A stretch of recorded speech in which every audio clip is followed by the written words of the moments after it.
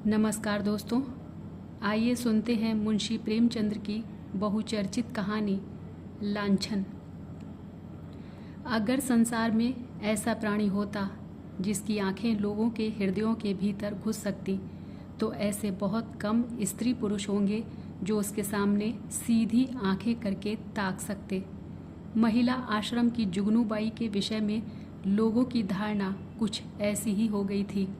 वह बेपढ़ी लिखी गरीब बूढ़ी औरत थी, देखने में बड़ी सरल, बड़ी हंसमुख, लेकिन जैसे किसी चतुर प्रूफ रीडर की निगाह गलतियों ही पर जा पड़ती है, उसी तरह उसकी आंखें भी बुराइयों ही पर पहुंच जाती थी। शहर में ऐसी कोई महिला ना थी जिसके विषय में दो चार लुकी छिपी बातें उसे न मालूम हो।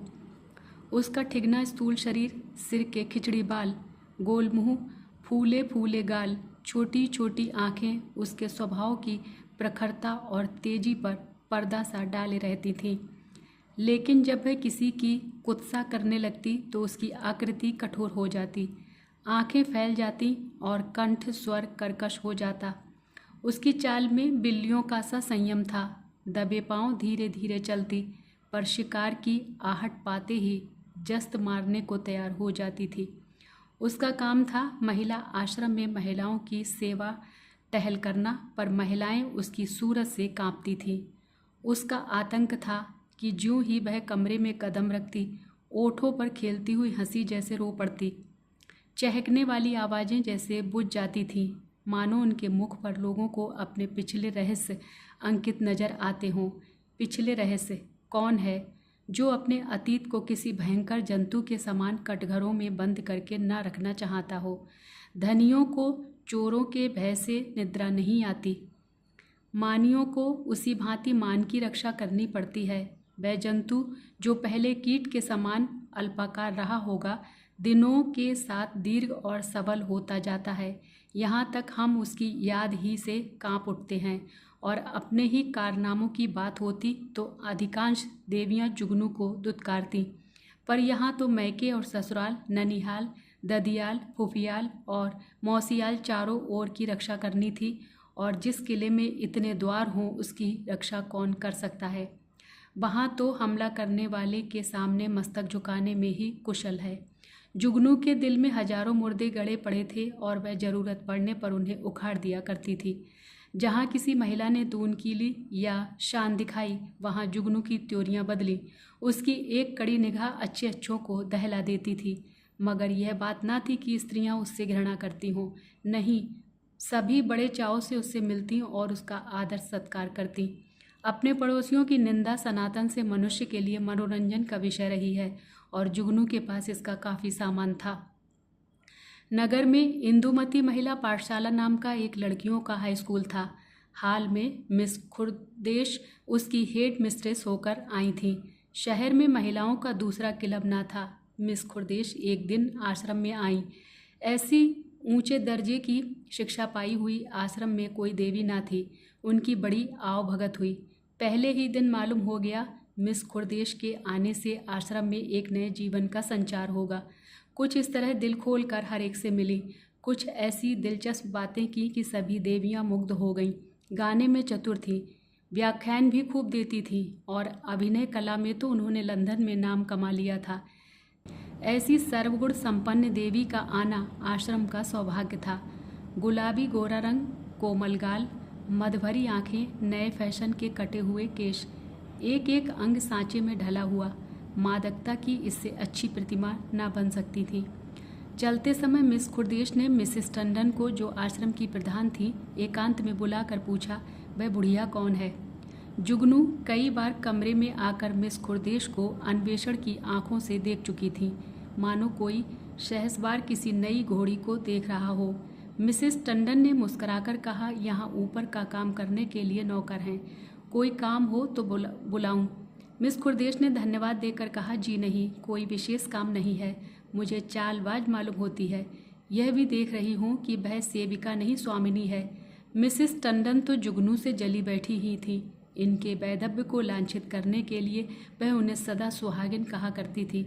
मिस खुर्देश से उसकी जितनी बुराई हो सकी वह की और उससे सचेत रहने का आदेश दिया। मिस खुर्देश ने गंभीर होकर कहा, तब तो भयंकर स्त्री है, तभी सब देवियां इससे कांपती हैं। आप इसे निकाल क्यों नहीं देती? ऐसी चुड़ैल को एक दिन न रखना चाहिए। मिसेस टंडन ने अपनी मजबूरी बताई। निकाल कैसे दूं? जिंदा रहना मुश्किल हो जाएगा। हमारा भाग्य उसकी मुट्ठी में है। आपको 2-4 दिन में उसके जौहर खुलेंगे। मैं तो डरती हूँ कहीं आप भी उसके पंजे में न फंस जाएं। उसके सामने भूलकर भी किसी पुरुष से बातें ना कीजिएगा। इसके गोएंदे ना जाने कहाँ कहाँ लगे हुए हैं। नौकर से मिलकर भेद यह ले, डाकिये से मिलकर चिट्ठियाँ यह देखे, लड़कों को फुसलाकर घर का हाल यह पूछे। इस राण को खुफिया पुलिस में जाना चाहिए था, यहाँ ना जाने क्यों आ मरी। मिस खुर्देश चिंतित हो गई, मानो इस समस्या को हल करने की फिक्र में हो। एक क्षण बाद बोली, अच्छा मैं इसे ठीक करूँगी, अगर ना निकाल दूँ तो कहना। मिसेस टंडन, निकाल देने से ही क्या होगा? इसकी जवान तो ना बंद होगी, तब तो वह और भी निडर होकर कीचड़ फेंकेगी। मिस खुर्देश ने निश्चिंत स्वर में कहा, मैं उसकी जवान भी बंद कर दूंगी बहन, आप देख लीजिएगा। टके की औरत यहाँ बादशाहत कर रही है, मैं यह बर्दाश्त नहीं कर सकती। वह चली गई तो मिसेस टंडन ने जुगनू को बुलाकर कहा, इस नई मिस साहब को देख, यहाँ प्रिंसिपल है। जुगनू ने द्वेष भरे हुए स्वर में कहा, आप देखें, मैं ऐसी सैकड़ों छोकरियाँ देख चुकी हूँ, आंखों का पानी जैसे मर गया हो। मिसेस टंडन धीरे से बोली, तुम्हें कच्चा ही खा जाएगी, उनसे डरती रहना। कह गई है मैं इसे ठीक करके छोड़ूंगी। मैंने सोचा तुम्हें चेता दूं, ऐसा ना हो उसके सामने कुछ ऐसी वैसी बातें कह बैठो। जुगनू ने मानो तलवार खींचकर कहा, मुझे चेताने का काम नहीं, उन्हें चेता दीजिएगा। यहाँ का आना ना बंद कर दूं तो अपने बाप की नहीं, वह घूम कर दुनिया देख आई है, तो यहाँ घर बैठे दुनिया देख चुकी हूँ। मिसेस टंडन ने पीठ ठोकी, मैंने समझा दिया भाई, आगे तुम जानो, तुम्हारा काम जाने। जुगनू, आप चुपचाप देखती जाइए, कैसा तिगनी का नाच नचाती हूँ। इसने अब तक ब्याह क्यों नहीं किया? उम्र तो 30 के लगभग होगी। मिसेस टंडन ने रद्दा जमाया। कहती है मैं शादी करना ही नहीं चाहती, किसी पुरुष के हाथ क्यों अपनी आज़ादी बेचूं। जुगनू ने आंखें नचाकर कहा, कोई पूछता ही ना होगा, ऐसी बहुत सी कुंवारियाँ देख चुकी हूँ। 70 चूहे खाकर बिल्ली चली हज को, और कई लौंडियाँ आ गईं और बात का सिलसिला बंद हो गया। दूसरे दिन सवेरे जुगनू मिस खुर्देश के बंगले पर पहुंची। मिस खुर्देश हवा खाने गई हुई थी। खानसामा ने पूछा, कहाँ से आती हो? जुगनू, यहीं रहती हूँ बेटा। मेम साहब कहाँ से आई हैं? तुम तो इनके पुराने नौकर होगे। खानसामा, नागपुर से आई हैं, मेरा घर भी वहीं है, 10 साल से इनके साथ हूँ। जुगनू, किसी ऊंचे खानदान की होगी, वह तो रंग ढंग से ही मालूम होता है। खानसामा, खानदान तो कुछ ऐसा ऊंचा नहीं, हाँ तकदीर की अच्छी हैं। इनकी माँ अभी तक मिशन में 30 पाती हैं, यह पढ़ने में तेज़ थी, वजीफ़ा मिल गया, विलायत चली गई, बस तकदीर खुल गई। अब तो अपनी माँ को बुलाने वाली है, लेकिन वह बुढ़िया शायद ही आए, यह गिरजे बिरजे नहीं जाती, इससे दोनों में पटती नहीं। जुगनू, मिजाज की तेज मालूम होती है। खानसामा, नहीं, यूँ तो बहुत नेक है, गिरजे नहीं जाती। तुम क्या नौकरी की तलाश में हो? करना चाहो तो कर लो, एक आया रखना चाहती है। जुगनू, नहीं बेटा, अब क्या नौकरी करूँगी। इस बंगले में पहले जो मेम साहब रहती थी वह मुझ पर बड़ी निगाह रखती थी, मैंने समझा चलूँ नई मेम साहब को आशीर्वाद दे आऊँ। खानसामा, यह आशीर्वाद लेने वाली मेम साहब नहीं हैं, ऐसे बहुत चिढ़ती हैं। कोई मंगता आया और उसे डांट बताई, कहती हैं बिना काम किए किसी को जिंदा रहने का हक नहीं, भला चाहती हो तो चुपके से रहा लो। जुगनू, तो यह कहो इनका कोई धर्म कर्म नहीं, फिर भला गरीबों पर क्यों दया करने लगी। जुगनू को अपनी दीवार खड़ी करने के लिए काफ़ी सामान मिल गया। नीच खानदान की है, माँ से नहीं पड़ती, धर्म से विमुख है। पहले धाबे में इतनी सफलता कुछ कम ना थी। चलते चलते खानसामा से इतना और पूछा, इनके साहब क्या करते हैं? खानसामा ने मुस्कुराकर कहा, इनकी तो अभी शादी ही नहीं हुई, साहब कहाँ से होंगे। जुगनू ने बनावटी आश्चर्य से कहा, अरे अब तक ब्याह ही नहीं हुआ, हमारे यहाँ तो दुनिया हंसने लगे। खानसामा, अपना अपना रिवाज है, इनके यहाँ तो कितनी ही औरतें उम्र भर ब्याह नहीं करती। जुगनू ने मार्मिक भाव से कहा, ऐसी कुंवारियों को मैं बहुत देख चुकी, हमारी बिरादरी में कोई इस तनो रहे तो थोड़ी थोड़ी हो जाए, मुदा इनके यहाँ जो जी में आवे करो, कोई नहीं पूछता।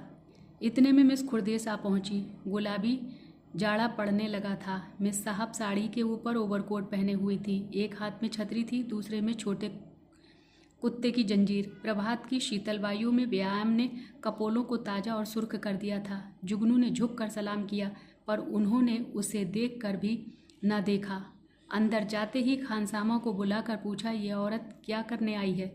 खानसामा ने जूते का फीता खोलते हुए कहा, भिखारिन है हुजूर, पर औरत समझदार है। मैंने कहा यहाँ नौकरी करेगी तो राजी नहीं हुई। पूछने लगी, इनके साहब क्या करते हैं? जब मैंने बता दिया तो इसे बड़ा ताज्जुब हुआ, और होना ही चाहे। हिंदुओं में तो दुधमुहे बालकों तक का विवाह हो जाता है। खुरदेश ने जांच की, और क्या कहती थी? और तो कोई बात नहीं हुजूर। अच्छा, उसे मेरे पास भेज दो। जुगनू ने ज्यों ही कमरे में कदम रखा, मिस खुरदेश ने कुर्सी से उठकर स्वागत किया। आइए माँ जी, मैं जरा सैर करने चली गई थी। आपके आश्रम में तो सब कुशल हैं? जुगनू एक कुर्सी का तकिया पकड़कर खड़ी खड़ी बोली, कुशल है मिस साहब। मैंने कहा आपको आशीर्वाद दे आऊँ। मैं आपकी चेरी हूँ। जब कोई काम पड़े मुझे याद कीजिएगा। यहाँ अकेले तो हुजूर को अच्छा ना लगता होगा। मिस खुरदेश, मुझे अपने स्कूल की लड़कियों के साथ बड़ा आनंद मिलता है। वह सब मेरी ही लड़कियां हैं। जुगनू ने मातृभाव से सिर हिलाकर कहा, यह ठीक है मिस साहब, पर अपना अपना ही है। दूसरा अपना हो जाए तो अपनों के लिए कोई क्यों रोए? सहसा एक सुंदर सजीला युवक रेशमी सूट धारण किए, जूते चरमर करता हुआ अंदर आया। मिस खुरदेश ने इस तरह दौड़कर प्रेम से उसका अभिवादन किया मानो जामे में फूली न समाती हो। जुगनू उसे देखकर कोने में दुबक गई। खुरदेश ने युवक से गले मिलकर कहा, प्यारे, मैं कब से तुम्हारी राह देख रही हूँ। माँ जी, आप जाएं, फिर कभी आना। ये हमारे परम मित्र विलियम किंग हैं। हम और ये बहुत दिनों तक साथ साथ पढ़े हैं। जुगनू चुपके से निकल कर बाहर आई। खानसामा खड़ा था। पूछा, ये लौंडा कौन है? खानसामा ने सिर हिलाया, मैंने इसे आज ही देखा है। शायद अब कुंवारापन से जी उबा। अच्छा तरहदार जवान है। जुगनू, दोनों इस तरह टूट कर गले मिले हैं कि मैं तो लाज के मारे गड़ गई। ऐसा चूमा चाटी तो जोरू खसम में नहीं होती। दोनों लिपट गए। लौंडा तो मुझे देखकर कुछ झिझकता था, पर तुम्हारी मिस साहब तो जैसे मतवाली हो गई थी। खानसामा ने मानो अमंगल के आभास से कहा, मुझे तो कुछ बड़ेब मुआमला नज़र आता है। जुगनू तो यहाँ से सीधे मिसेस टंडन के घर पहुँची। इधर मिस खुरदेश और युवक में बातें होने लगी। मिस खुरदेश ने कहा मारकर कहा, तुमने अपना पार्ट खूब खोला लीला। बुढ़िया सचमुच चौंधिया गई। लीला, मैं तो डर रही थी कि कहीं बुढ़िया भाप ना जाए। मिस खुरदेश, मुझे विश्वास था वह आज जरूर आएगी। मैंने दूर से ही उसे बरामदे में देखा और तुम्हें सूचना दी। आज आश्रम में बड़े मज़े रहेंगे। जी चाहता है महिलाओं की कनफुसकियाँ सुनती देख लेना। सभी उसकी बातों पर विश्वास करेंगी। लीला, तुम भी तो जानबूझकर दल दल में पांव रख रही हो। मिस खुरदेश, मुझे अभिनय में मज़ा आता है। दिल लगी रहेगी। बुढ़िया ने बड़ा जुल्म कर रखा है। जरा उसे सबक देना चाहती हूँ। कल तुम इसी वक्त इसी ठाठ से फिर आना। बुढ़िया कल फिर आएगी। उसके पेट में पानी ना हजम होगा। नहीं, ऐसा क्यों? जिस वक्त वह आएगी मैं तुम्हें खबर दूंगी। बस तुम छैला बनी हुई पहुँच जाना। आश्रम में उस दिन जुगनू को दम मारने की फुर्सत ना मिली। उसने सारा वृत्तांत मिसेस टंडन से कहा। मिसेस टंडन दौड़ी हुई आश्रम पहुंची और अन्य महिलाओं को खबर सुनाई। जुगनू उसकी तस्दीक करने के लिए बुलाई गई। जो महिला आती वह जुगनू के मुंह से यह कथा सुनती। हर एक रिहर्सल में कुछ कुछ रंग और चढ़ जाता। यहाँ तक कि दोपहर होते होते सारे शहर के सभ्य समाज में यह खबर गूंज उठी। एक देवी ने पूछा, यह युवक है कौन? मिसेस टंडन, सुनो तो, उनके साथ का पड़ा हुआ है। दोनों में पहले से ही कुछ बातचीत रही होगी। वही तो मैं कहती थी कि इतनी उम्र हो गई, यह कुंवारी कैसे बैठी है? अब कलई खुली। जुगनू, और कुछ हो या ना हो, जवान तो बांका है। टंडन, यह हमारी विद्वान बहनों का हाल है। जुगनू, मैं तो उसकी सूरत देखते ही ताड़ गई थी। धूप में बाल नहीं सफ़ेद किए हैं। टंडन, कल फिर आना। जुगनू, कल नहीं, मैं आज रात ही को जाऊंगी। लेकिन रात को जाने के लिए कोई बहाना जरूरी था। मिसेस टंडन ने आश्रम के लिए एक किताब मंगवा भेजी। रात को 9 बजे जुगनू मिस खुरदेश के बंगले पर जा पहुंची। संयोग से लीलावती उस वक्त मौजूद थी। बोली, बुढ़िया तो बेतरह पीछे पड़ गई। मिस खुरदेश, मैंने तुमसे कहा था उसके पेट में पानी ना पचेगा। तुम जाकर रूप भर जाओ। तब तक मैं बातों में लगाती हूँ। शराबियों की तरह अंट संट बकना शुरू करना, मुझे भगा ले जाने के प्रस्ताव भी करना, बस यूं बन जाना जैसे अपने होश में नहीं हो। लीला मिशन में डॉक्टर थी, उसका बंगला भी पास ही था। मैं चली गई तो मिस खुर्देश ने जुगनू को बुलाया। जुगनू ने एक पुर्जा उसको देखकर कहा, मिसेस टंडन, यह किताब मांगी है। मुझे आने में देर हो गई। मैं इस वक्त आपको कष्ट न देती, पर सवेरे ही वह मुझसे मांगेगी। हजारों रुपए महीने की आमदनी है मिस साहब, मगर एक एक कौड़ी दांत से पकड़ती हैं। इनके द्वारे पर भिखारी को भीख तक नहीं मिलती। मिस खुर्देश ने पुर्जा देखकर कहा, इस वक्त तो यह किताब नहीं मिल सकती, सुबह ले जाना। तुमसे कुछ बातें करनी है, बैठो, मैं अभी आती हूँ। वह पर्दा उठाकर पीछे के कमरे में चली गई और वहाँ से कोई 15 मिनट में एक सुंदर रेशमी साड़ी पहने, इत्र में बसी हुई, मुंह पर पाउडर लगाए निकली। जुगनू ने उसे आंखें फाड़ कर देखा। ओहो, यह श्रृंगार! शायद इस समय वह लौंडा आने वाला होगा, तभी यह तैयारियां हैं। नहीं, सोने के समय कुंवारियों को बनाओ समार की क्या जरूरत। जुगनू की नीति में स्त्रियों के श्रृंगार का केवल एक उद्देश्य था, पति को लुभाना। इसलिए सुहागिनों के सिवा श्रृंगार और सभी के लिए वर्जित था। अभी खुर्देश कुर्सी पर बैठने भी ना पाई थी कि जूतों का चरमर सुनाई दिया और एक क्षण में विलियम किंग ने कमरे में कदम रखा। उसकी आंखें चढ़ी हुई मालूम होती थीं और कपड़ों से शराब की गंध आ रही थी। उसने बेधड़क मिस खुर्देश को छाती से लगा लिया और बार बार उसके कपोलों को चुंबन लेने लगा। मिस खुर्देश ने अपने को उसके करपास से छुड़ाने की चेष्टा करके कहा, चलो हटो, शराब पीकर आए हो। किंग ने उसे और चिपटाकर कहा, आज तुम्हें भी पिलाऊंगा प्रिय, तुमको पीना होगा, फिर हम दोनों लिपट कर सोएंगे। नशे में प्रेम कितना सजीव हो जाता है, इसकी परीक्षा कर लो। मिस खुर्देश ने इस तरह जुगनू की उपस्थिति का उसे संकेत दिया कि जुगनू पर नजर पड़ जाए, पर किंग नशे में मस्त था, जुगनू की तरफ देखा ही नहीं। मिस खुर्देश ने रोज के साथ अपने को अलग करके कहा, तुम इस वक्त आपे में नहीं हो, इतने उतावले क्यों हुए जाते हो? क्या मैं कहीं भागी जा रही हूँ? किंग, इतने दिनों से चोरों की तरह आया हूँ, आज से मैं खुले खजाने खाऊंगा। खुर्देश, तुम तो पागल हो रहे हो, देखते नहीं हो कमरे में कौन बैठा हुआ है? किंग ने हकबकाकर जुगनू की तरफ देखा और झिझक कर बोला, यह बुढ़िया यहाँ कब आई? तू यहाँ क्यों आई बुढ़ी शैतान की बच्ची? यहाँ बेद लेने आती है, हमको बदनाम करना चाहती है। मैं तेरा गला घोट दूंगा। ठहर, भागती कहाँ है? मैं तुझे जिंदा ना छोड़ूंगा। जुगनू बिल्ली की तरह कमरे से निकली और सिर पर पांव रखकर भागी। उधर कमरे से कहे कहे उठकर छत को हिलाने लगे। जुगनू उसी वक्त मिसेस टंडन के घर पहुंची। उसके पेट में बुलबुले उठ रहे थे, पर मिसेस टंडन सो गई थी। वहां से निराश होकर उसने कई दूसरे घरों की कुंडी खटखटाई, पर कोई द्वार ना खुला और दुखिया को सारी रात इसी तरह काटनी पड़ी, मानो कोई रोता हुआ बच्चा गोद में हो। प्रातःकाल वह आश्रम में जा कूदी। कोई आधा घंटे में मिसेस टंडन भी आईं। उन्हें देखकर उसने मुंह फेर लिया। मिसेस टंडन ने पूछा, रात क्या तुम मेरे घर आई थी? इस वक्त मुझसे महाराज ने कहा। जुगनू ने विरक्त भाव से कहा, प्यासा ही तो कुएं के पास जाता है, कुआं थोड़े ही प्यासे के पास आता है। मुझे आग में झोंक कर आप दूर हट गई। भगवान ने मेरी रक्षा की, नहीं कल जान ही गई थी। मिसेस टंडन ने उत्सुकता से कहा, क्या हुआ? क्या कुछ कहो तो। मुझे तुमने जगह क्यों ना लिया? तुम तो जानती हो मेरी आदत सवेरे सो जाने की है। महाराज ने घर में घुसने ही ना दिया, जगह कैसे लेती? आपको इतना तो सोचना चाहिए था कि वह वहाँ गई है तो आती होगी, घड़ी भर बाद ही सोती तो क्या बिगड़ जाता।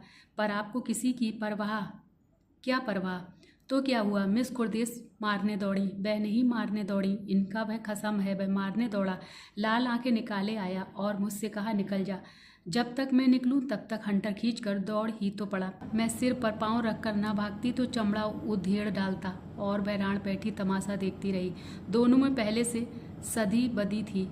ऐसी कुलटाओं का मुंह देखना पाप है। बिस्वा भी इतनी निर्लज्ज न होगी।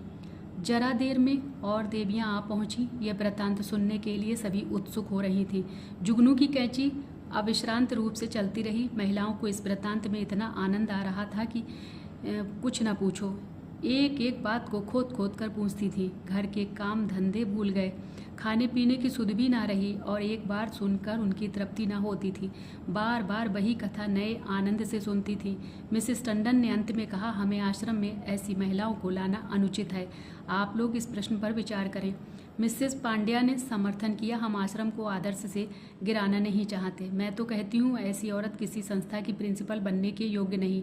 मिसेस बांगड़ा ने फरमाया। जुगनूबाई ने ठीक कहा था, ऐसी औरत का मुंह देखना भी पाप है। उससे साफ कह देना चाहिए आप यहाँ तशरीफ ना लाएं। अभी यह खिचड़ी पक रही थी कि आश्रम के सामने एक मोटर आकर रुकी। महिलाओं ने सिर उठाकर देखा। गाड़ी में मिस खुर्देश और विलियम किंग बैठे हुए थे। जुगनू ने मुंह फैलाकर हाथ से इशारा किया, वही लौंडा है। महिलाओं का संपूर्ण समूह चिक के सामने आने के लिए विकल हो गया। मिस खुर्देश ने मोटर से उतरकर हुड बंद कर दिया और आश्रम के द्वार की ओर चली। महिलाएं भाग भाग कर अपनी अपनी जगह आ गईं। मिस खुर्देश ने कमरे में कदम रखा। किसी ने स्वागत न किया। मिस खुर्देश ने जुगनू की ओर निसंकोच आंखों से देखकर मुस्कुराते हुए कहा, कहिए बाई जी, रात आपको चोट तो नहीं आई? जुगनू ने बहुतेरी दीदा दिलेर स्त्रियां देखी थीं, पर इस ढिठाई ने उसे चकित कर दिया। चोर हाथ में चोरी का माल लिए साहा को ललकार रहा था। जुगनू ने ऐंठ कर कहा, जी ना भरा हो तो अब पिटवा दो, सामने ही तो है। खुर्देश, वह इस वक्त तुमसे अपना अपराध क्षमा कराने आए हैं। रात वह नशे में थे। जुगनू ने मिसेस टंडन की ओर देख कर कहा, और आप भी तो कुछ कम नशे में नहीं थी। खुर्देश ने व्यंग समझ कर कहा, मैंने आज तक कभी नहीं पी। मुझ पर झूठा इल्जाम मत लगाओ। जुगनू ने लाठी मारी। शराब से भी बड़ी नशे की चीज़ है कोई, वह उसी का नशा होगा। उन महाशय को पर्दे में क्यों ढक दिया? देवियाँ भी तो उनकी सूरत देखती। मिस खुर्देश ने शरारत की। सूरत तो उनकी 1,00,000 2 लाख में एक है। मिसेस टंडन ने आशंकित होकर कहा, नहीं, उन्हें यहाँ लाने की ज़रूरत नहीं। आश्रम को हम बदनाम नहीं करना चाहते। मिस खुर्देश ने आग्रह किया। मामले को साफ करने के लिए उनका आप लोगों के सामने आना जरूरी है। एक तरफा फैसला आप क्यों करती हैं? मिसेस टंडन को टालने के लिए कहा, यहाँ कोई मुकदमा थोड़ी ही पेश है। मिस खुर्देश, वाह, मेरी इज्जत में बट्टा लगा जा रहा है और आप कहती हैं कोई मुकदमा नहीं है। मिस्टर किंग आएंगे और आपको उनका बयान सुनना होगा। मिसेस टंडन को छोड़कर और सभी महिलाएं किंग को देखने के लिए उत्सुक थीं। किसी ने विरोध न किया। खुर्देश ने द्वार पर आकर ऊंची आवाज़ से कहा, तुम जरा यहाँ चले आओ। हुड खुला और मिस लीलावती रेशमी साड़ी पहने मुस्कुराती हुई निकल आई। आश्रम में सन्नाटा छा गया। देवियाँ विस्मित आंखों से लीलावती को देखने लगी। जुगनू ने आंखें चमकाकर कहा, उन्हें कहाँ छिपा दिया आपने? खुर्देश छूमंतर से उड़ गए। जाकर गाड़ी देख लो। जुगनू लपक कर गाड़ी के पास गई और खूब देखभाल कर मुंह लटकाए हुई लौटी। मिस खुर्देश ने पूछा, क्या हुआ, मिला कोई? जुगनू, मैं यह तिरिया चरित्र क्या जानूं? लीलावती को गौर से देखकर और मर्दों को साड़ी पहनाकर आंखों में धूल झोंक रही हो। यही तो है बैरात वाले साहब। खुर्देश, खूब पहचानती हो। जुगनू, हाँ हाँ, क्या अंधी हूँ? मिसेस टंडन, क्या पागलों सी बातें करती हो? जुगनू, यह तो डॉक्टर लीलावती हैं। जुगनू उंगली चमकाकर, चलिए चलिए, लीलावती हैं। साड़ी पहनकर औरत बनते लाज भी नहीं आती। तुम रात को इनके घर नहीं थे? लीलावती ने विनोद भाव से कहा, मैं कब इनकार कर रही हूँ? इस वक्त लीलावती हूँ, रात को विलियम किंग बन जाती हूँ। इसमें बात ही क्या है? देवियों को अब यथार्थ की लालिमा दिखाई दी। चारों तरफ कहे कहे पड़ने लगे। कोई तालियां बजाती थी, कोई डॉक्टर लीलावती की गर्दन से लिपट जाती थी, कोई मिस खुर्देश की पीठ पर थपकियां देती थी। कई मिनट तक हू हक मचता रहा। जुगनू का मुंह उस लालिमा में बिल्कुल जरा सा निकल आया। जबान बंद हो गई। ऐसा चरका उसने कभी ना खाया था।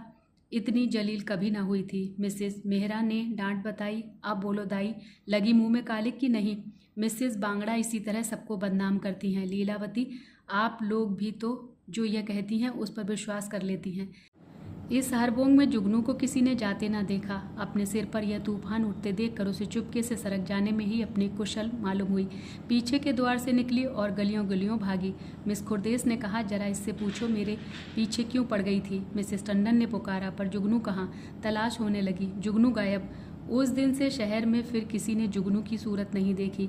आश्रम के इतिहास में यह मामला आज भी उल्लेख और मनोरंजन का विषय बना हुआ है।